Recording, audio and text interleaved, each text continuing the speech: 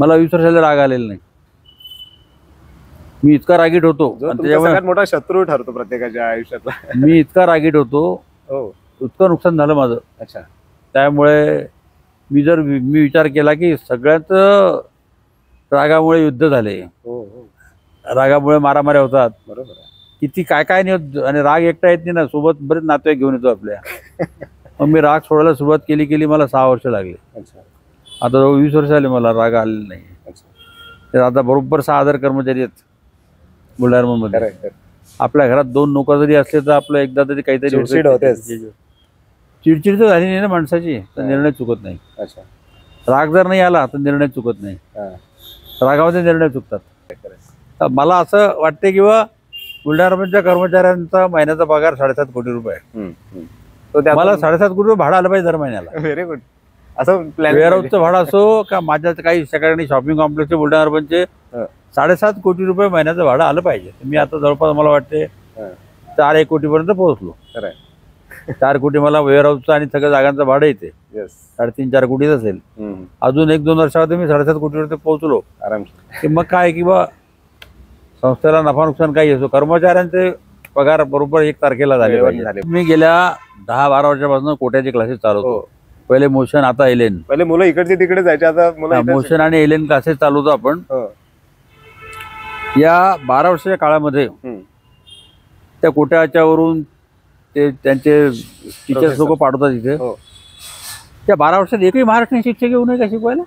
म्हणजे मी ज्यावेळेस शाळेत शिकत होतो, जर एखाद्या विद्यार्थ्याच्या जवळ जर गाईड दिसली त्याला ढ समजायची. एखाद्या विद्यार्थ्याला ट्युशन असली तर त्याला वर्गातला ढ विद्यार्थी समजायचे. आज ते फॅशन झाले, फॅड झाले. आता सगळ्यांना ट्युशन आहे आणि इतक्या कंपन्यांच्या आणि इतक्या लेखकांच्या गाईड आल्या मार्केटमध्ये, बिना गाईडचा कोणी अभ्यासच करत नाही. म्हणजे सुरुवात झाली 95ला भ्रष्टाचाराची. तो इतका गुणाकार की म्हणजे सांगू शकत नाही मी भ्रष्टाचार कुठपर्यंत गेलाय. तर तिथे आपण मागे पडतो. कायदेशीर काम सुद्धा बिना पैशाचं होत नाही. कुठलीही परवानगी, म्हणजे ती बांधकामाची परवानगी असो, शाळेची परवानगी असो, कशाची परवानगी शब्द आला की तिथे तुम्हाला फाईल पुढे सरकारसाठी काही ना पैसे द्यावं लागतं. आता आपल्याला तसं त्या प्रवाहामध्ये आपल्याला सामील व्हावं लागणार, नाही तर आपण मागे पडू. मग फार क्वचित 0.11% असेल तर असेल, काहीच नाही. पैशाशिवाय काहीच होत नाही. दुर्दैव आहे आपलं. पैसे द्या. आणि सरकार, कुठलंही सरकार, महाराष्ट्रातच नाही भारतामध्ये कुठलंही सरकार कर्तृत्वावर ते निवडून यायला तयार नाही. अनुदान वाटप करून फक्त निवडून यायचं. दे वीज फुकट, दे फुकट, दे ते फुकट.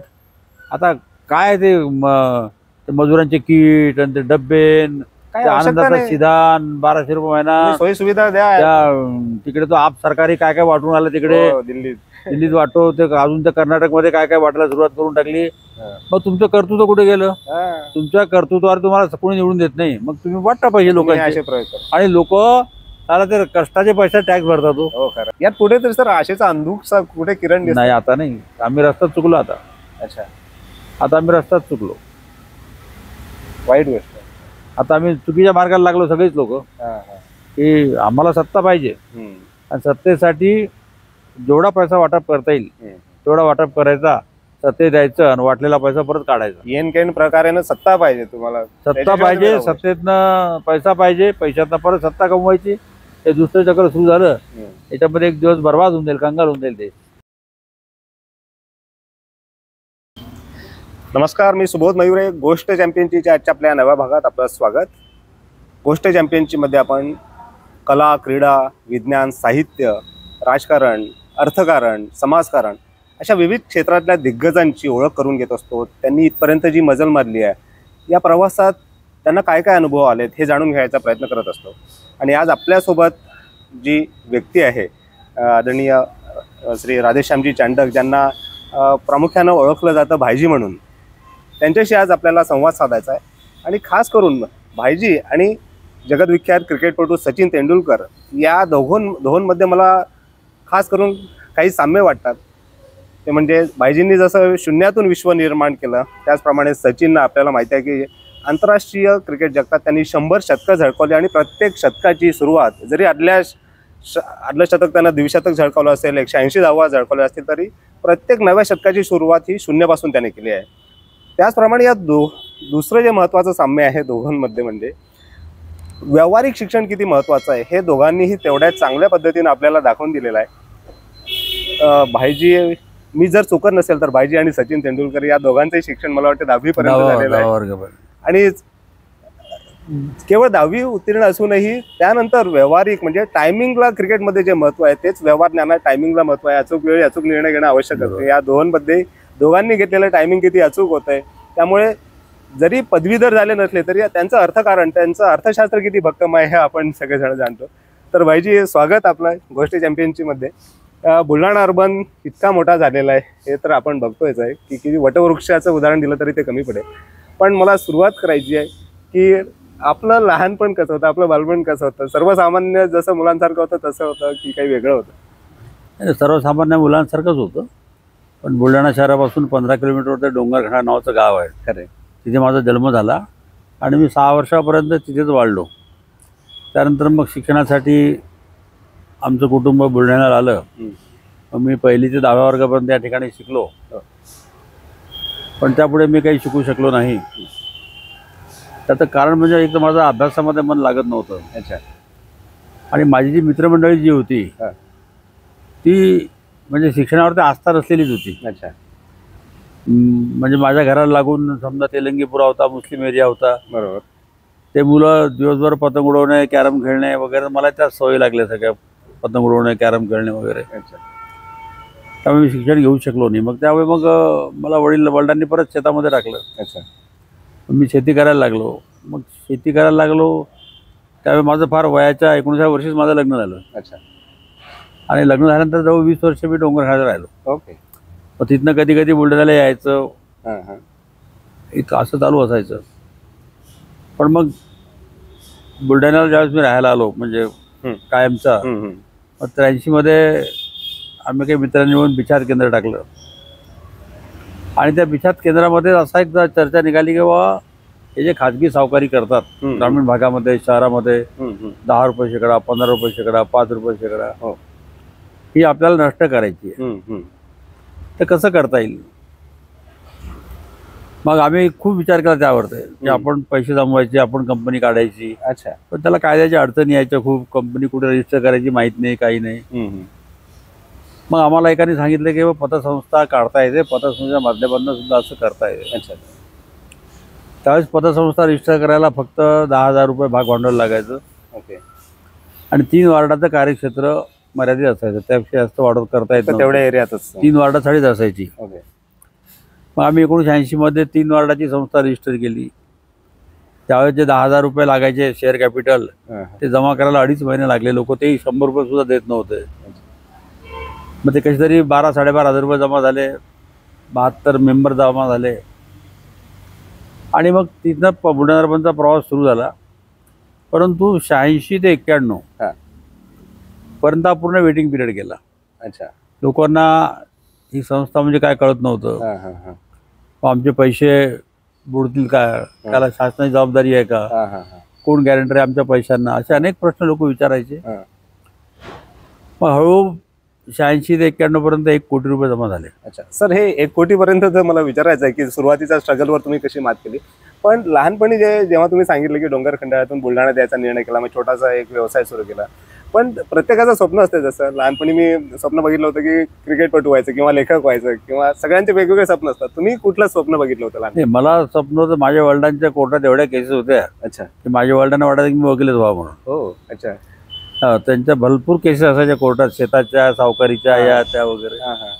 पण ते मी 10व्या वर्गाच्या पुढे शिकलो होते, त्यामुळे काही प्रश्नच नाही. मग म्हटलं शेतीच करावी, चांगली शेती करावी. अच्छा. मग त्यामुळे मी शेती करायला लागलो आणि शेती चांगली केली. मी प्लॉट घ्यायचे, बाजरीचे प्लॉट, कॉटनचे प्लॉट, ज्यूटचे प्लॉट घ्यायचे आणि चांगली शेती करायचो मी. बरोबर. मग इथे आम्ही 3 मित्रांनी मिळून ही संस्था काढली, बुलढाणा अर्बन. आणि मग ती ग्रामीण भागामध्ये आम्ही इलेक्ट्रिक मोटार, ऑइल इंजिन, बैलगाडी, सायकल हे सगळं गहाण ठेवायला सुरुवात केली. कुठलीच वस्तू आणि जास्त करून भांडे. त्यावेळेस ग्रामीण भागामध्ये कोणाला जरी अर्जंट काम असेल काही पैशाचं, शाळेचे पैसे असतील, दवाखान्याचे पैसे, लोक ताबडतोब घरातलं एक भांडं गहाण ठेवायचे. अच्छा. आणि बऱ्याच वेळेला मग ते व्याज दर असा 10 रुपये शेकडा. ओके. ते भांड्यावर बुडून जायचं, मग परत मिळायचंच नाही. मग ते भांडं होतं, इलेक्ट्रिक मोटर, सायकल वगैरे. हा प्रकार लोकांना फार वेगळा वाटला, हा काय प्रकार आहे म्हणून. आणि मग ते सगळं कायदेशीरच होतं. मग आम्ही 4 गावांमध्ये शाखा उघडल्या. एक एक रूम भरून भांडे जमा झाले आमच्याकडे. आणि आम्ही त्याला 1 रुपया शेकडा व्याज घ्यायचो फक्त. तर लोकांना खूप आवडलं आणि मग लोकांचं लक्ष आमच्याकडे गेलं. मग 91 मध्ये 1 कोटी रुपयाची ठेवी जमा झाल्या. 91 पासनं जे सुरुवात झाली तर 2000 पर्यंत 100 कोटीच्या ठेवी झाल्या. अच्छा, ओके. आणि 2001 पासून मग माझ्याकडून पाहिलंच नाही, आजच्या तारखेमध्ये 13,200 कोटीच्या ठेवी आहेत. म्हणजे खूप मोठा प्रवास झाला. म्हणजे 12,500 रुपयाहून 13,200 कोटीपर्यंत. आणि मग आम्हाला एकतर काय अधिकारी लोक खूप चांगले मिळत गेले. अच्छा, त्यांनी मार्गदर्शनही केलं आणि जशी पाहिजे तशी मदत केली. त्याच्यामुळे मग शाखा उघडल्या, जिल्ह्याच्या बाहेर उघडल्या, मग विदर्भाच्या बाहेर, महाराष्ट्राच्या बाहेर. मग 2008 मध्ये आम्ही मल्टी स्टेटमध्ये गेलो. मग महाराष्ट्राच्या बाहेर शाखा उघडल्या आणि सगळीकडे मग बुलढाण्यामध्ये शाखा झाल्या. आणि आम्ही पहिल्यापासूनच वेअर हाऊसिंग, म्हणजे शेतकऱ्याच्या मालाला भाव मिळाला पाहिजे यासाठी वेअर हाऊसचे पर्याय नाही. सगळ्याच राजकीय पक्षांचे आपापल्या सोयीनुसार शेतकऱ्यांसाठी मोर्चे आंदोलन असतात की शेतमालाला भाव मिळाला पाहिजे. ऍक्च्युअल काम कोणी करत नाही. पण आजपर्यंत मिळालंच नाही ना, कारण की त्या पद्धतीने मिळूच शकत नाही. या ठिकाणी जोपर्यंत अर्थशास्त्राचा नियम लागू करत नाही आपण, मागणी आणि तुटवडा, मागणीमध्ये जर आपण तूट निर्माण करू शकलो तरच आपल्या मालाला भाव मिळेल. बरोबर, व्यापारी लोक जे करतात. तर ते ज्यावेळेस मी सुरुवात केली तर त्यालाही खूप चांगला रिस्पॉन्स मिळाला. आज म्हणजे जवळपास 350 वेअरहाऊस बुलढाण्याच्या मालकीचे आहेत. अच्छा. सीझनमध्ये आपण 250 वेअरहाऊस भाड्याने घेतो. अच्छा, दुसऱ्या म्हणजे जवळपास 550-600 वेअरहाऊस दरवर्षी आपल्याकडे होतात. अच्छा. आणि महाराष्ट्र शासनाची धान्य साठवण्याची क्षमता आहे 23 लाख मेट्रिक टन. बुलढाणा अर्बनची 9 लाख मेट्रिक टन. 24 लाख आणि फक्त बुलढाणा अर्बनची 9 लाख मेट्रिक टन आहे. महाराष्ट्र शासनाची 23 लाख मेट्रिक टन आहे. मध्य प्रदेश शासनाची 167 लाख मेट्रिक टन आहे. कितीतरी पुढे मध्य प्रदेश. पुढे मध्य प्रदेश. आम्ही स्वतः आमची पाठ थोपटून घेतो. म्हणजे आपलाच माल आपण वाया घालवतो, असं वाया घालवतो. म्हणजे माहीत नसेल तुम्हाला, कडा एक बऱ्याच एनजीओनी आणि काही संस्थांनी यावर्षी आकडेवारी जाहीर केली की देशामध्ये 1,12,000 कोटी रुपये धान्य वाया जाते. अच्छा, दरवर्षी. साठवणूक साक्षरता नसल्यामुळे आणि साठवणुकीची व्यवस्था नसल्यामुळे म्हणजे शेतकरी एवढा मेहनत करून जे पिकवतात ते वाया. आता याच्यामध्ये धान्य शेतामध्ये भिजते, रेल्वे स्टेशनवरती भिजते, शेतामध्ये उंदीर खाते, घूस खातात, अजून अन्य प्राणी, त्या जंगली प्राणी सुद्धा त्या शेतमालाचं नुकसान करतात. त्यानंतर घरी ठेवण्याची व्यवस्था नसते. मग त्याच्यातही काही माल घरातले लोक दुकानात देऊन खातात. जे एक्सचेंजचा जो प्रकार आहे ग्रामीण भागामध्ये, तो अजूनही धान्य देऊन सामान घ्यायचा आहे. बरोबर. त्याच्यावर तो दुकानदार अर्ध्या किमतीतच घेतो धान्य ते. बरोबर, त्याच्यात नुकसान होतं. तर हे असं खूप शेतकऱ्याचं नुकसान होते. आणि नेमका शेतकऱ्याचा माल ज्यावेळेस येतो त्यावेळेस त्या मालाला भावच नसतो, त्याला किंमत नसते. आणि मग त्याला शेतकऱ्याकडचा माल संपला की मग मार्केटमध्ये भाव येतो. व्यापारी दरवर्षी दुष्टचक्रामध्ये शेतकरी अटकतो. आणि कमाल याची अशी आहे की जो शेतकरी ते धान्य पिकवतो 3-4 महिने लावतो, एक 10 बाय 10च्या खोलीमध्ये व्यापाऱ्याकडे पैसा असतो, तो संघटित असतो, ते धान्य साठवतो आणि तो 1.5 पैसे करतो. ऍक्च्युअली शेतकऱ्याला काहीच मिळत नाही. तो उन्हातही जात नाही, शेतातही जात नाही, बरोबर. एसी मध्ये बसूनच तो पैसे कमवतो, कारण की तो संघटित आहे, त्याच्याकडे पैसा आहे. बँका त्याला लिमिट देतात. शेतकरी संघटित नाही, माल ठेवण्याची व्यवस्था नाही, आणि बँका लवकर उभं करत नाही शेतकऱ्याला. अशा दुष्टचक्रामध्ये शेतकरी अटकला आणि नेमकं आम्ही ते हातामध्ये घेतला. ते आमच्या हातामध्ये घेतल्यामुळे लोकांनी त्याला प्रचंड प्रतिसाद दिला. खूप शेतकऱ्यांना दरवर्षी 1200 कोटी रुपयापर्यंत देतो मी शेतकऱ्यांना. अच्छा. हा, सोयाबीन आली, कापूस आला, अजून काही उडीद, मूग, तूर, हरभरा, त्याच्यावरती 1200 कोटी रुपयाचं दरवर्षी आपलं वाटप होतं. यासाठी जर बुलढाणा अर्बन तेवढं चांगलं काम करत आहे, पण मध्य प्रदेशचं उदाहरण समोर ठेवलं आपल्या राज्य शासनाने आणि बुलढाणा अर्बन सोबत टायअप करून अजून काही मोठ्या प्रमाणात गोडाऊन्स तयार केले, तर मला वाटतं काही मार्ग नाही. आता ज्या पतसंस्थांनी गोडाऊन उघडलेले आहेत इतर, ज्यांचा रजिस्ट्रेशन महाराष्ट्रामध्ये, त्यांना सगळे गोडाऊन बंद करायला सांगितलं. अच्छा. त्यांना ते नियामक मंडळ लावलं आता. पतसंस्थांना व्यवसाय करता येणार नाही. आता ठीक आहे, प्रत्येक अधिकाऱ्याचा मंत्र्यांचा अलग अलग विचार असतो, त्याला हा, कोण काय करणार. बरोबर. कारण की लोक गोडाऊनमध्ये फ्रॉडही भरपूर हा, करतात. ते पण आहेत. त्यामुळे सरकारने सांगितले की पतसंस्थांनी या विषयाला हात घालूच नये म्हणून. बरोबर. त्यानंतर आम्ही गोल्ड लोनचा विचार केला हम्म, हम्म, की मला तर आश्चर्य वाटते की केरळच्या 5 कंपन्या हम्म. ज्यांच्या मॅनेजरला मराठी बोलता येत नाही, हो, ते आपल्या इकडे येऊन ते येऊन गोल्ड लोन इथे करून आले. तुम्हाला कल्पना आहे किती गोल्ड लोन आहे त्यांचं? तर 4-5 कंपन्याचं 9,000 कोटी रुपये गोल्ड लोन आहे. बापरे. जेव्हा की 9,000 कोटी रुपये महाराष्ट्रातल्या पतसंस्था आणि अर्बन बँका आणि राष्ट्रीयकृत बँकांचे ग्राहक आहेत.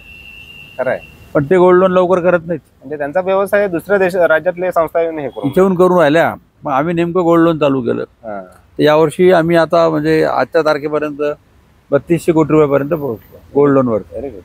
आणि पुढच्या वर्षी आम्ही जवळपास 4,000 कोटीचं आमचं टार्गेट आहे. हम्म, पण आमचा वेअरहाऊस बांधण्यामध्ये फायदा इतका होऊन गेला हम्म, हम्म. की ज्या जमिनी मी मागच्या 20-25 वर्षात 10 लाख रुपये एकराने घेतल्या, 5 लाख रुपये एकराने घेतल्या, त्या सगळ्यात 1 कोटीच्या वर आहे. खरं आहे. आणि वाढणारच आहे पुढे. आणि आज जवळपास 300 एकर जमीन आहे बुलढाणा अर्बनकडे अच्छा. वेअरहाऊससाठी घेतलेली. ओके. सगळ्यात 1 कोटीच्या वर, 1 कोटीच्या खाली एकही शेत नाही आज की 1 कोटीच्या खाली असेल. खरं आहे. किती मोठी असेट आहे. आणि मला सुरुवातीला गोडाऊन 400-450 रुपये स्क्वेअर फूट बांधकाम करता यायचा, हो. तो आता 750 पर्यंत गेला. त्या काळात माझे गोडाऊन होऊन गेले, माझे अजूनही बांधणं चालू आहे. परमनंट असेट झालेली. आणि परमनंट इन्कम बुलढाणा अर्बन लावून जाते. खरं आहे, खरं आहे. तर मला असं वाटते किंवा बुलढाणा अर्बनच्या कर्मचाऱ्यांचा महिन्याचा पगार 7.5 कोटी रुपये आहे. हम्म, हम्म. तो त्यातून- मला 7.5 कोटी रुपये भाडं आलं पाहिजे दर महिन्याला. Very good. असं प्लॅन. वेअरहाऊसचं भाडं असो का माझ्या काही सकाळी शॉपिंग कॉम्प्लेक्सचे बुलढाणा अर्बनचे 7.5 कोटी रुपये महिन्याचं भाडं आलं पाहिजे. मी आता जवळपास मला वाटते 4-1 कोटीपर्यंत पोहोचलो. खरं आहे. 4 कोटी मला वेअरहाऊसचं आणि सगळ्या जागांचं भाडं येते. येस. 3.5-4 कोटीच असेल. अजून 1-2 वर्षामध्ये मी 7.5 कोटीपर्यंत पोहोचलो आरामशीर. की मग काय की बा संस्थेला नफा नुकसान काही असो, कर्मचाऱ्यांचे पगार बरोबर 1 तारखेला झाले वेळेवर पाहिजे. झाले पाहिजे. हा एक उद्देश आहे. आणि एवढे असेट दिसतात लोकांचा विश्वास वाढतो ना त्याच्यामुळे. लोकांना खूप वाटतं रे बापरे, नक्कीच. आता तुम्ही मराठवाडा विदर्भात कुठेही फिरा ना, हा. गावाची एंट्री करताना सगळीकडे बुलढाणा बुलढाणा अर्बनचं वेअरहाऊस warehouse. दिसेल. या. आणि वेअरहाऊसचं करता करता मग माझ्या असं लक्षात आलं की बा आपल्याकडे शिक्षणाची खूप दयनीय व्यवस्था आहे. म्हणजे मला तर कधी कधी आश्चर्य वाटते, मी इतक्या ठिकाणी भाषणामध्ये बोलतो पण लोक नुसतं हसतात, टाळ्या वाजवतात, हो खरं आहे म्हणतात, कोणी गांभीर्याने घेत नाही. कोणी गांभीर्याने घेत नाही. या महाराष्ट्रामध्ये प्रत्येक व्यक्ती, अधिकारी, लोकप्रतिनिधी आपली भाषणाची सुरुवात करताना शाहू फुले आंबेडकरांचं नाव घेऊन सुरू करतो. या. बरोबर आहे. या. ती कशासाठी प्रसिद्ध होते? शिक्षण क्षेत्रात. शिक्षण. या. शिक्षण क्षेत्रामध्ये प्रसिद्ध होते. Yes, yes. मग तो महाराष्ट्राचा जगात नाही तर भारतात 1 नंबरला पाहिजे ना. बिलकुल. तुम्हाला माहिती आहे महाराष्ट्र कितव्या नंबरवर आहे शिक्षण क्षेत्रात? 7व्या क्रमांक. 7व्या क्रमांक. आणि चंदीगड 1 नंबरवर. चंदीगड. ओके. चंदीगड 1 नंबरवरती आहे, महाराष्ट्र 7व्या क्रमांकावर आहे. आणि असंच जर चालू असलं तर महाराष्ट्र 11-12 नंबर जाईल. ग्रामीण भागातल्या सगळ्या शाळा कॉपी सेंटर झाल्या. सगळे मुलं हैदराबाद, पुणे, नाशिक, कोट्याला शिकतात. बरोबर. सगळ्या शाळांच्या शिक्षकांना ग्रँट चालू आहे. एकही शिक्षक येत नाही. फक्त ते कोट्याचे विद्यार्थी, पुण्याचे विद्यार्थी 12वीची परीक्षा, 11वी-12वीची परीक्षा येतात. बरोबर. त्या दिवशी शाळा उघडतात शिकायची. कोणी शिक्षकाला हजारो लाखो रुपयाची ग्रँट चालू आहे. हो, बरोबर. काहीच होऊन राहिलेलं नाही. आणि कोणाला शिकवण्यात इंटरेस्ट आला नाही. सगळे ट्युशन क्लासेस लावतात. म्हणजे मी ज्यावेळेस शाळेत शिकत होतो, जर एखाद्या विद्यार्थ्याच्या जवळ जर गाईड दिसली त्याला ढ समजायची. खरं आहे, खरं आहे. एखाद्या विद्यार्थ्याला ट्युशन असली तर त्याला वर्गातला ढ विद्यार्थी समजायची. आज ते फॅशन झाले, फॅड झाले. आता सगळ्यांना ट्युशन आहे. आणि इतक्या कंपन्यांच्या आणि इतक्या लेखकांच्या गाईड आल्या मार्केटमध्ये, बिना गाईडचा कोणी अभ्यासच करत नाही. म्हणजे इक्वल याच्या नोट, त्याच्या नोट, अमुक कंपनीच्या नोट, किती या शिक्षकांच्या नोट्स. बरोबर. म्हणजे वाट लावून टाकली शिक्षण क्षेत्राची. आणि झालं काय की मग आता एक समजा उदाहरणार्थ मराठवाडा बुलढाणा जिल्ह्याची जर बॉर्डर घेतली, या बॉर्डरवरती जे काही 8-10 गावं आहेत, त्या गावांमध्ये जे 10वी 12वीच्या आणि कॉलेज आहेत, या म्हणजे मला वाटते कसं कोणाच्या लक्षात येत नाही, ज्या गावाची लोकसंख्या 10,000 आहे त्या गावातनं 500 मुलं 12वीला कसे काय बसू शकतात? 50च्या मुलं नाही पाहिजे.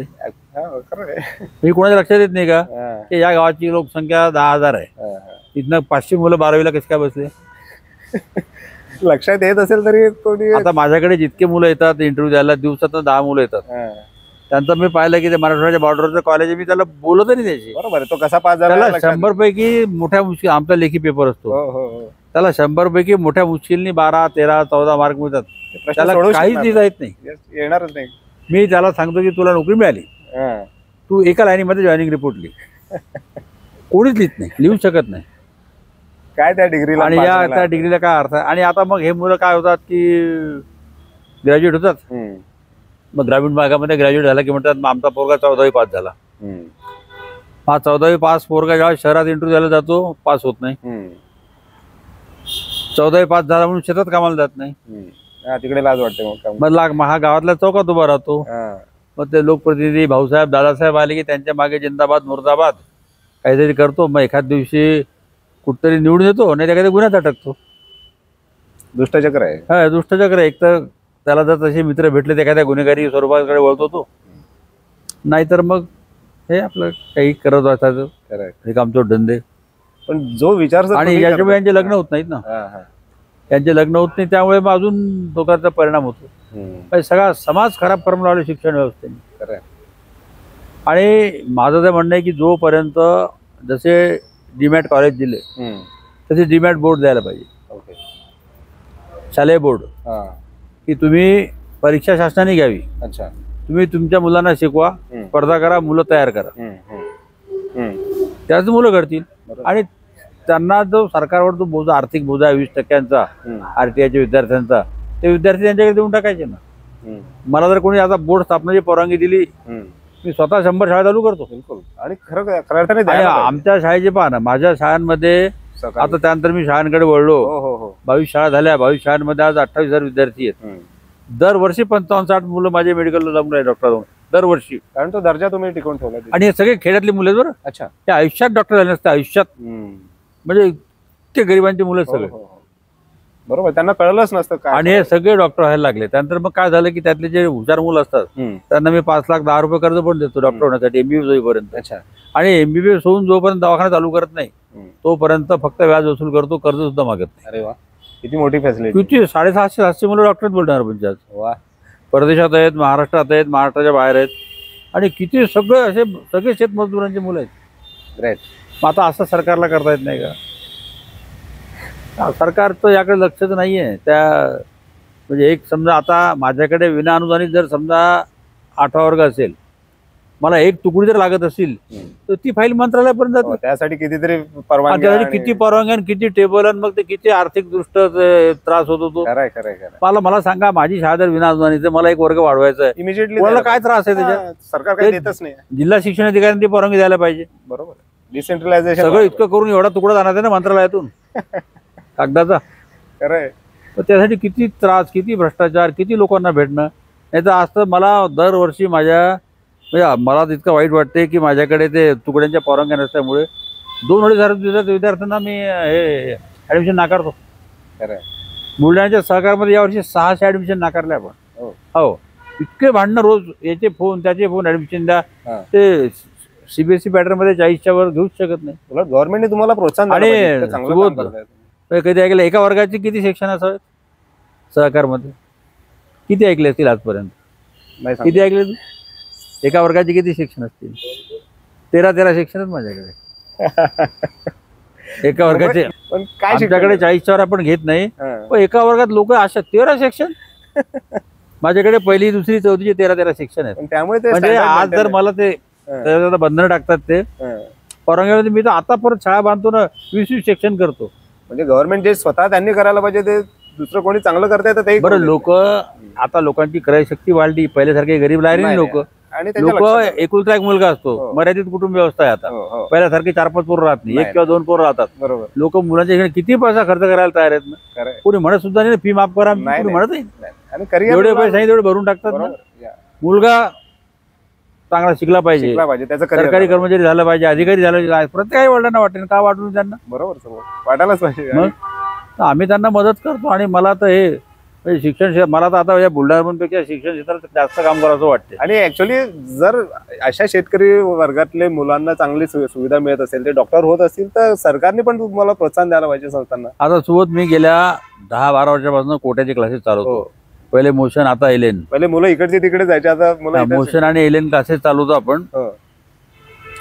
या 12 वर्षाच्या काळामध्ये त्या कोट्याच्या वरून ते त्यांचे टीचर्स लोक पाठवतात इथे. हो. त्या 12 वर्षात एकही महाराष्ट्रीयन शिक्षक येऊ नये का शिकवायला? राईट. दुर्दैवाची गोष्ट आहे खरी. सगळे शिक्षक पंजाब, चंदीगड, ओरिसा, बिहार, दिल्ली. अच्छा. हो, एक शिक्षक नाही.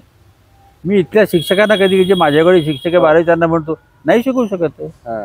अच्छा, तेवढं स्टँडर्ड नाही. मग आता इथला शिक्षक अनुदानित शाळेमध्ये फार मोठं डोनेशन देऊन 80,000 महिन्याची नोकरी करतो. हे जे कोट्याचे शिक्षक आहेत माझ्याकडे हे सगळे 2 लाखाच्या वर आहेत. नक्कीच असणार, कारण ते त्या लेवलचं शिक्षण. मिनिमम 2 लाख पगार आहे त्यांना. त्यांना कुठून आम्हाला खुशामत करावं लागतं या तिथं त्यांचे त्यांना दुसरा अडीच देतो चालले जातात. आणि आपल्याकडचे त्या लेवलला तयार झाले. आणि आपल्याकडे एक शिक्षक तयार होऊन म्हणजे 12 वर्षामध्ये एक महाराष्ट्रीयन शिक्षक येऊन माझ्या क्लासेसमध्ये शिकवायला इतक्या जाहिरात दिल्या तर त्यांना म्हटलं नाही बाबा तुम्ही नीट जेईचे क्लासेस घ्या, नाही तिकडे नाही शिकवत, रेग्युलर शाळेत शिकवतो म्हणतात. सर यावर मध्यंतरी तर 1-2 शिक्षक माझ्याकडे आले, मला आदर्श शिक्षक पुरस्कार मिळाला म्हणे, मला अमुक पदक मिळालं. म्हटलं यार फक्त एक वर्ग घेऊन दाखव, जाऊ दे प्रॅक्टिकली दाखव. काय प्रॅक्टिकली दाखव? म्हटलं हे पुरस्कार कसे मिळतात सगळ्यांना माहिती आहेत. बरोबर आहे, खरं आहे, खरं आहे. सगळ्यांना त्यामुळे त्या पुरस्कार काही अर्थ नाही. म्हटलं पुरा एक क्लास घेऊन दाखवून द्या आपल्याला, फक्त कोणी क्लास घेऊ शकत नाही. आणि मग त्यांना ते मोठे मोठे पुरस्कार मिळतात, लोक स्वागत करतात, कौतुक करतात, म्हणून आपण मागे पडतो. असं चालू आहे आपल्या इथे महाराष्ट्रात. तर मला एक आठवत आहे, आपण 1996ची गोष्ट असेल ते आपल्याकडे होतं तेव्हा बुलढाणा गौरव म्हणून आपण पुरस्कार सुरू केले होते. आणि त्या पहिल्या वर्षी ज्येष्ठ स्वातंत्र्य सैनिक केशवराव दाते सर होते, त्यानंतर साहित्यिक भगवान ठग होते, यांची आपण निवड केली होती. आणि मी या सगळ्यांच्या मुलाखती घेतल्या होत्या तेव्हा. तर केशवराव दातेंनी तेव्हा एक महत्वाचं वाक्य त्या याच्यात सांगितलं होतं की आज भ्रष्टाचार हा शिष्टाचार झालेला आहे. ही 1996ची गोष्ट आहे. आज तो मला वाटतं कितीतरी पटीने वाढलाय. ही मूळ गुन्हागार दरवर्षी गुन्हागार चालू आहे, गुन्हागार सुरू आहे. म्हणजे जे सुरुवात झाली 95ला भ्रष्टाचाराची, तो इतका गुन्हागार ते म्हणजे सांगू शकत नाही मी भ्रष्टाचार कुठपर्यंत गेलाय. तर तिथे आपण मागे पडतो. कायदेशीर काम सुद्धा बिना पैशाचं होत नाही. कुठलीही परवानगी म्हणजे ती बांधकामाची परवानगी असो, शाळेची परवानगी असो, कशाची परवानगी शब्द आला की तिथे तुम्हाला फाईल पुढे सरकारसाठी काही पैसे द्यावं लागतं. आता आपल्याला तसं त्या प्रवाहामध्ये आपल्याला सामील व्हावं लागणार, नाही तर आपण मागे पडू. मग काय त्रास होतो विनाकारण. ही पण अशा परिस्थितीत सर आपल्या सभोवतालचं वातावरण एवढं दूषित झालं असताना तुम्ही जो विश्वास मिळवलाय बुलढाणा अर्बनच्या माध्यमातून, मग सोशल बँकिंग केली असेल, विविध उपक्रम राबवले असतील, आणि खास करून बुलढाणा अर्बनची इनिशियल काळात जी कॉम्पिटिशन होती कोऑपरेटिव्ह बँकांना होती, ज्या मोठमोठ्या जिल्हा सहकारी बँका असतील किंवा इतर अर्बन बँक असतील, तर हा विश्वास निर्माण करणं कसं शक्य झालं? तर 3 गोष्टी महत्वाच्या आहेत. बरेच जण विचारतात मला बुलढाणा अर्बनचं यश कशात आहे. मी तर म्हणतो की कोणालाही सहज शक्य आहे. म्हणजे बुलढाणा अर्बन म्हणून नाही, मग त्याचा संसार असो, त्याची नोकरी असो, त्याचा व्यवसाय असो, प्रामाणिक राहायला पाहिजे. तो तर आहेच. समजा एक तर माझी वेळ एका सेकंदाने टळत नाही. खरंय. मी जे कार्यक्रमाची वेळ देतो किंवा कोणी जर बोलवलं त्या वेळेला जातो. आणि जर माझा कार्यक्रम असेल तर राईट टाइम चालू होतो. लोकांचा गेलो, मी गेलो त्या तिथे लाऊडस्पीकरला पण आलेला नसतो, कधी कार्यक्रमाचा आयोजक तो आलेला नसतो. आणि मी 20 मिनिटं वाट पाहतो निघून जातो. अच्छा, तुमचा कार्यक्रम हो का न हो. दुसरा, एकदा जर शब्द दिला तर जग इकडच्या तिकडे हो. अच्छा, माझ्या शब्दात फरक पडू शकत नाही, काही होऊन जाईल. आणि तिसरी सगळ्यात महत्वाची गोष्ट जी कोणाला जमू शकत नाही, मला 20 वर्षाला राग आलेला नाही. मी इतका रागीट होतो, सगळ्यात मोठा शत्रू ठरतो प्रत्येकाच्या आयुष्यातला. मी इतका रागीट होतो, इतकं नुकसान झालं माझं. अच्छा. त्यामुळे मी विचार केला की सगळ्यात रागामुळे युद्ध झाले, रागामुळे मारामाऱ्या होतात. बरोबर. किती काय काय नाही होत. आणि राग एकटा येत नाही ना, सोबत बरेच नातेवाईक घेऊन येतो आपल्या. मग मी राग सोडायला सुरुवात केली मला 6 वर्ष लागले. आता 20 वर्ष झाले मला राग आलेला नाही. तर आता बरोबर 6 हजार कर्मचारी आहेत बुलढाणामध्ये. आपल्या घरात 2 नोकर जरी असले तर आपलं एकदा तरी काहीतरी चिडचिड तर झाली नाही ना माणसाची, तर निर्णय चुकत नाही. राग जर नाही आला तर निर्णय चुकत नाही. रागामध्ये निर्णय चुकतात. खरंय. आणि वेटिंग पिरियड, पेशन्स हे सगळ्यात महत्वाचं. मी दुकान लावलं, गिऱ्हाईक आलं नाही, उद्या धंदा बदलून टाकतो. परत महिनाभर दुकान लावलं, गिऱ्हाईक आलं नाही, परत धंदा बदलून टाकतो. रिझल्ट मिळणारच नाही, कारण की इतकी स्पर्धा आहे मार्केटमध्ये, तुम्हाला सिद्ध करावं लागेल ना. त्यामुळे तुम्हाला पेशन्स तर, संयम तर पाहिजेच. वेटिंग पिरियड सगळ्या गोष्टींचा आहे. मी 6 वर्ष वेटिंग केली ना. पण त्यावेळेस मला तत्व माहित नव्हतं, मी नाईलाजाने केलं. हो. पण ते मला आता पटायला लागलं ना. पण सर हे अवघड झालं असं, कसं तुम्ही रागावर नियंत्रण कसं मिळवलं, म्हणजे नेमकं काय केलं? नुकसान दिसते ना, ज्या ज्यावेळेस राग आला नुकसान झालं. हा. माझं झालं कधी कधी वैयक्तिक, हो. कधी कुटुंबात झालं, कधी संस्थेत झालं. हा. तर निकाल समोर लिहिलेला आहे. हो. तरी आपण तो ऍक्सेप्ट. आणि काय होतं पूर्वी आम्ही, म्हणजे आताही समजा आपण बुलढाणा कारागृहामध्ये रक्षाबंधनाचा कार्यक्रम साजरा करतो. सगळ्या कैद्यांना संस्थेच्या महिला कर्मचारी राख्या बांधतात. आपण त्यांना काही फळं वगैरे देतो, कधी मिठाई देतो. तो जो 1 तासाचा वेळ मिळतो त्यावेळी मी बऱ्याच जण विचारतो, तुम्ही कसे आले? प्रत्येक जण म्हणजे जवळ 80% लोक क्षणाच्या रागामुळे आलेले आहेत. काय नाही, जरा फक्त इलेक्शन मध्ये पडलो, माझ्या घरासमोर मिरवणूक काढली, राग आला. त्याचे बैल माझ्या शेतात आले, राग आला. त्याच्या बायकोने माझ्या शेतातलं गवत कापलं, राग आला. सगळ्यांना एवढं राग आलेला आहे ना. तितक्यासाठी ते या 6 महिने, 1 वर्ष, 2 वर्ष, काही तर आयुष्य संपवलं, आयुष्य बर्बाद होऊन गेलं त्यांचं. आता हे तिथे त्या जेलमध्ये जाऊन जाऊन जाऊन माझ्या लक्षात आलं की शेवटी रागाचा अंत वाईटच आहे. खरं आहे. मग आता हे सगळ्यांना माहिती आहे ना, ऍक्सेप्ट करायला पाहिजे. ऍक्सेप्ट करायला पाहिजे. तो जो एक क्षण असतो तेवढा सांभाळला की झालं. आता मला खूप सवय झाली. कधी कधी माझं नुकसान होतंय, कोणी पेपरमध्ये माझ्या विरोधात छापते, कोणी फोनवर कोणाचं कर्ज मंजूर होत नाही. म्हणजे मी एक तर सगळ्यांचे फोन घेतो. म्हणजे माझ्या आपल्या बुलढाणा अर्बनच्या शाळेच्या आपल्या 125 बसेस स्वतःच्या मालकीच्या आहेत, 250 भाड्याच्या आहेत. अच्छा. आता एखाद्या बसला कधी कधी ब्रेकडाऊन देणारच आहे की नाही, 400 बसेस.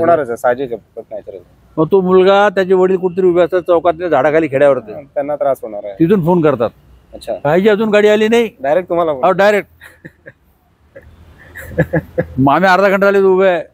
मग मी त्यांना रस्ता विचारतो, कोण आहे काय, मी फोन करतो, असं करतो. त्यानंतर आता म्हणजे आश्चर्य वाटेल की तिरुपती बालाजीला आपलं भक्त निवास आहे, इतकी गर्दी असते की रोज मारामारी होतात. सगळ्या मिळत नाहीत. लोक नळाला गरम पाणी मला फोन करतात ना, भाईजी गरम पाणी यायला नळाला. तुम्ही ऍसेसेबल आहे तरी मी उत्तर देतो. मी सांगतो आपलं सोलर बंद आहे, त्याला 1 बकेट पाणी वर नेऊन दे. रात्री जेवायची एवढी गर्दी असते, ती बाई ओळखीची असते, फोन करते, भाईजी 1 प्लेट मुलाची खिचडी द्यायला सांगा ना, फक्त जेवण नंतर द्या. मी आमच्या माणसाला सांगतो, ती त्या मुलगा कोणी बाहेर तिला खिचडी करून. मी आता मग यावेळेस गेलो ते मी एक तिथे हे करून टाकलं की बा 6 वर्षाच्या आतील मुलांना जेवणाचे आणि दुधाचे पैसे घ्यायचे नाही. अरे वा. हो, व्हेरी गुड. 6 वर्षाच्या आतील तर कोणी जरी यात्रेकरांकडे मुलगा असेल, दुधाचे पैसे घ्यायचे नाही, जेवायचे पैसे घ्यायचे नाही. खूप छान. आणि त्यांना अगोदर द्यायचं जेवण. माझ्या घरचं काही देतो का मी? काहीच नाही. तिथेच कमवतो आणि तिथेच देतो. बरोबर. खूप फक्त ती साखळी जमून गेली ना ती. आता तिरुपती एवढे प्रेशर आहे, लोक म्हणतात 100 रूमचं हॉटेल अजून बांधा, अमुक करा, ते 250 रूमचं डायनिंग पाहिजे. आता तिथे काय 80 लोक बसायची व्यवस्था आहे, 750 लोक रोज जेवतात.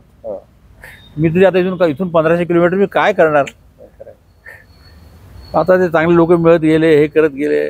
म्हणजे तिरुपतीच्या महाराजचा पगार जर ऐकला तुम्ही, तुम्हाला आश्चर्य वाटेल. तो मुख्य महाराज आहे, 90,000 म्हणे त्याला. तिथली क्वालिटी एकदम, म्हणजे आपण आंध्रमध्ये तिरुपतीमध्ये जेवतो असं वाटत नाही, आपण आपल्या घरी जेवतो असं वाटतं. 90,000 पगार आमच्या मुख्य महाराजला. 16 वर्ष आले तो सोडून रोज रात्री 12 वाजता जागणं, सकाळी 4ला परत किचन चालू करणं. लोड कंटिन्युअस असतो. सोपं आहे का? सुट्टी पण नाही. सर या प्रवासात म्हणजे हे जे असेल की एवढं मोठं समाजकार्य करताय तुम्ही, एवढं हे करताय, तर यात अनेकदा टीका पण होत असेल, तर ही टीका कशी घेतली तुम्ही? नाही, काहीच उत्तर द्यायचं नाही ना. अच्छा. तुम्ही प्रत्युत्तर दिले की संपले. कारण त्यासाठीच ती टीका होत असते. हा, त्याची टीका होते की आपण काहीतरी उचकून देतात बोलावं. मी ते किती वेळा भाषणामध्ये सांगतो की मला इतके दगड मारले लोकांनी, इतके दगड मारले शब्दरूपी, मी सगळे दगड समावून ठेवले आणि त्याच्या बिल्डिंग बांधून टाकले. ग्रेट. इतक्या मोठ्या किती 2000 कोटीचं बांधकाम आहे माझा. आज बुलढाणा बिल्डिंग, वेअर हाऊस, सगळे भक्त निवास म्हणून 2000 कोटी रुपये मार्केट व्हॅल्यू त्याची. आणि ज्यांनी कोणी विचारही केला नसेल अशा क्षेत्रात तुम्ही काम केलेलं आहे, त्याचा लोकांना फायदा होतोय. आणि आता आपले बाकी चालू असतात ना. आता मी तीर्थयात्रेला रेल्वे घेऊन चाललो 8 नोव्हेंबरला. अच्छा. 2 दिवसात तर ट्रेन फुल झाली 850 लोकांची.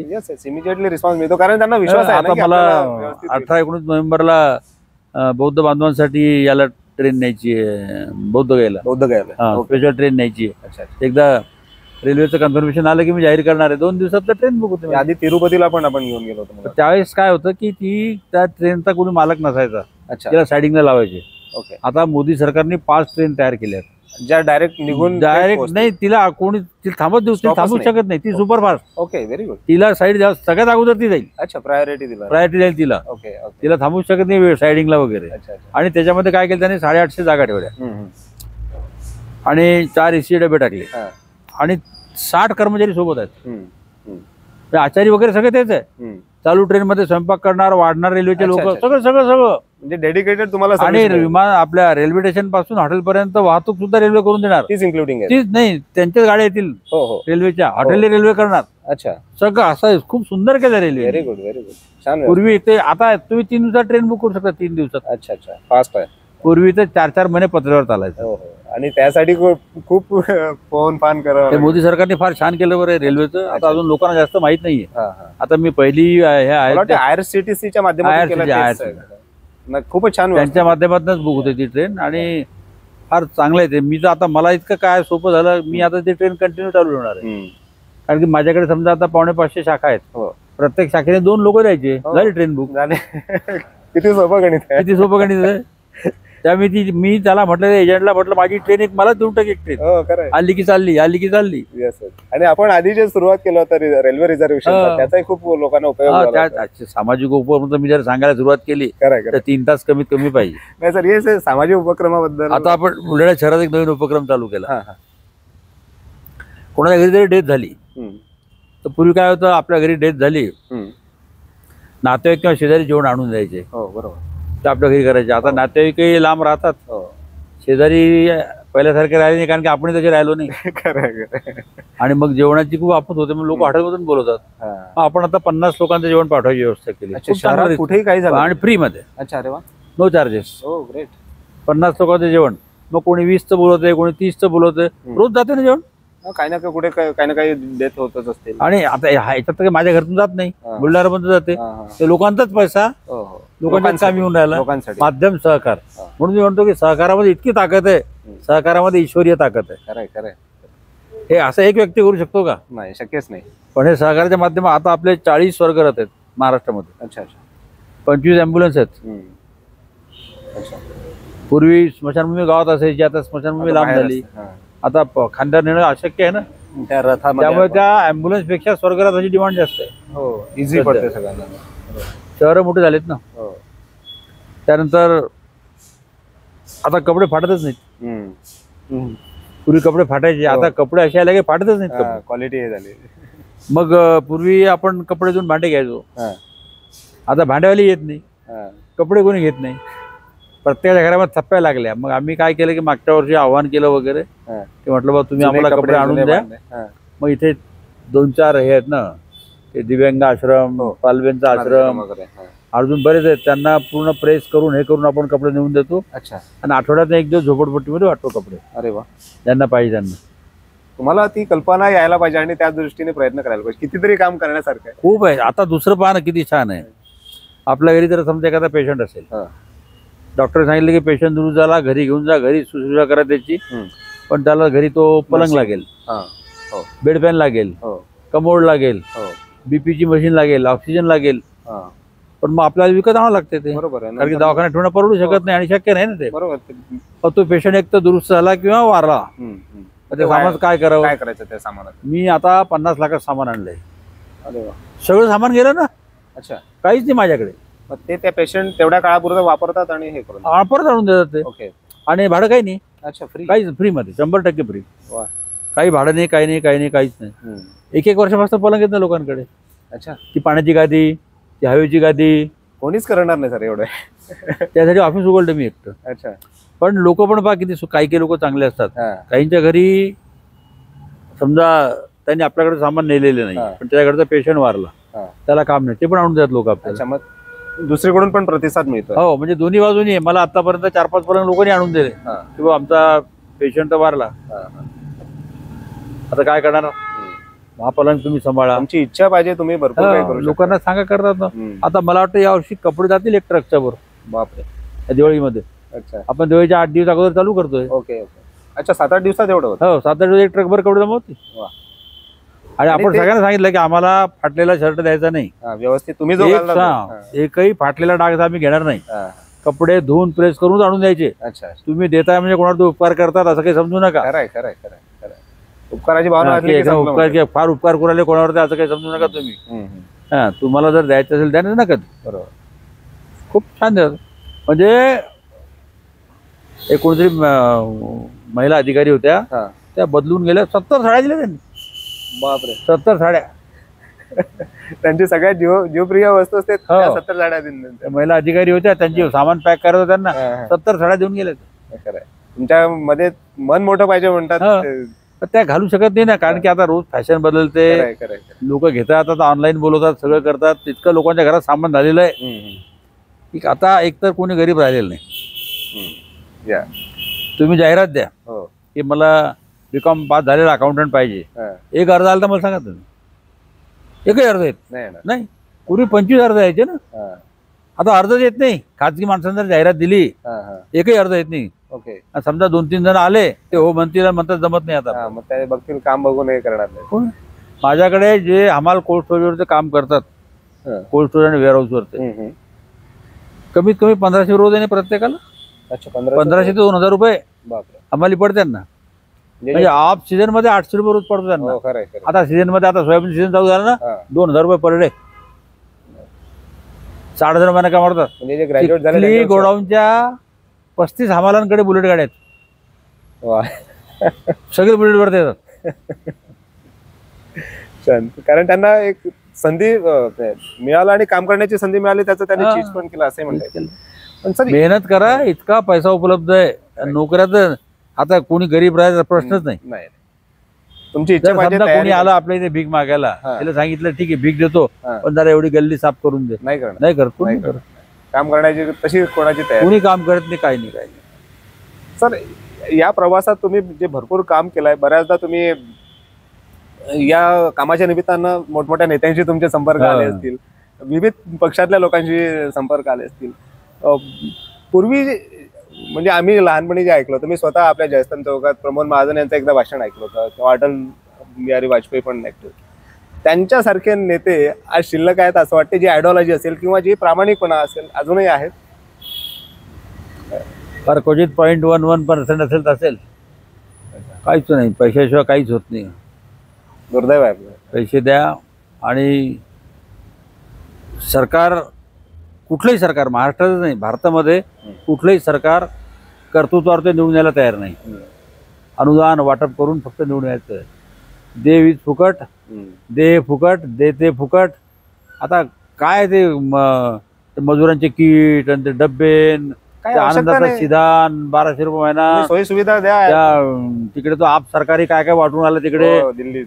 दिल्लीत वाटतो ते, अजून तर कर्नाटकमध्ये काय काय वाटायला सुरुवात करून टाकली.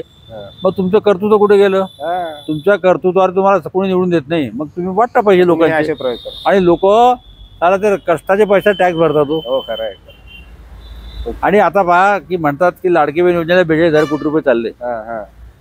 महाराष्ट्रातल्या 50% झेरोच्या शाळा पडल्या. त्यांच्याकडे कोणाला लक्ष द्यायला त्या जिथे जिथे भारत घडणार त्या शाळेमध्ये हो, हो, हो. 50% शाळा जे टीनं उडून गेले असतील, पडले आहेत. आणि वॉशरूम तर कुठेच नाही नो. फक्त आम्हाला खाजगी शाळांना शिकवतात म्हणजे वॉशरूम कसे आणि काय. एकाही जिल्ह्याभर शाळेला वॉशरूम नसावा. शोकांतिक आहे सर हे. आणि मग त्या बिचारातल्या ग्रामीण भागात त्या मुलींनी कुठे जावं, याच्याकडे कोणाचंच लक्ष नाही. खरं आहे. यात पुढे तर सर आशेचा अंधुक कुठे किरण दिसतो. नाही, आता नाही. आम्ही रस्ता चुकलो. अच्छा. आता आम्ही रस्ताच चुकलो. वाईट गोष्ट आहे. आता आम्ही चुकीच्या मार्गाला लागलो सगळेच लोक, हा, हा. की आम्हाला सत्ता पाहिजे.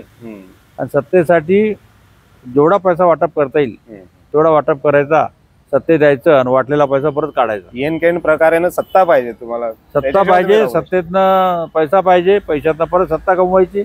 हे दुसरं चक्र सुरू झालं, याच्यामध्ये एक दिवस बर्बाद होऊन जाईल, कंगाल होऊन जाईल ते. वेळीच यावर कोणीतरी हा. तुमच्यासारख्या व्यक्तीने समोर येऊन काही फायदा नाही. काही किती बोलून तुझा जीव तुटतो, काही फायदा नाही बोलून.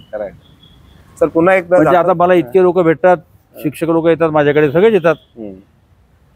आम्हाला 1.25 लाख रुपये पगार आहे, एकच पिरियड आहे म्हणतात, काहीच काम नाही म्हणतात आम्हाला. एक पिरियड 1.25 लाख रुपये महिना मिळतो, अजून काय पाहिजे? काहीच कामच नाही म्हणतात ना. सरकार फुकट पैसे देऊन आले म्हणतात, सरकार असं सांगतात ते. फुकटचा पगार घेतो म्हणे आम्ही, जे प्रमाणे सांगतात. लाज वाटतो म्हणे पगार घ्यायला आम्हाला. खरंय खरंय. बरं, शाळेत जातो विद्यार्थी नसतात म्हणे, मग प्रायव्हेट क्लासेस सुरू करतात. सगळे प्रायव्हेट क्लासेसमध्ये जातात.